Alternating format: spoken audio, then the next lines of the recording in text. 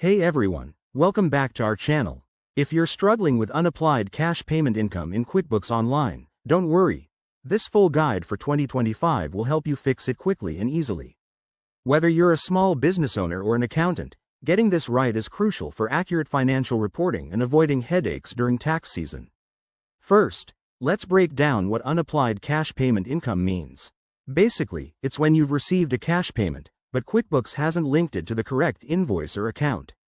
This can happen due to data entry errors, mismatched dates, or issues with bank imports, leading to discrepancies in your books. To start fixing this, log into your QuickBooks Online account and navigate to the Sales tab. Here, select All Sales to view your transactions.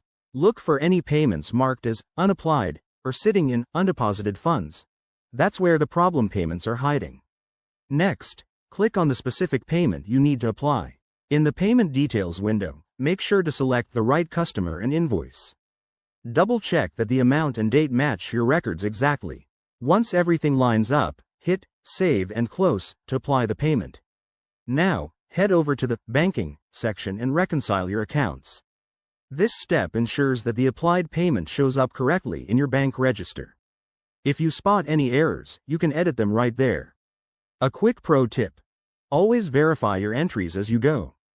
Common mistakes include entering the wrong payment method or forgetting to categorize funds, so take a moment to review. If you're dealing with multiple payments, handle them one at a time to avoid confusion. And that's it. By following these steps, your unapplied cash payments should be resolved, giving you clean and accurate financials. If you run into any issues, QuickBooks has excellent support resources. Thanks for watching. Hit that like button if this helped, and subscribe for more tips on managing your business finances. See you next time.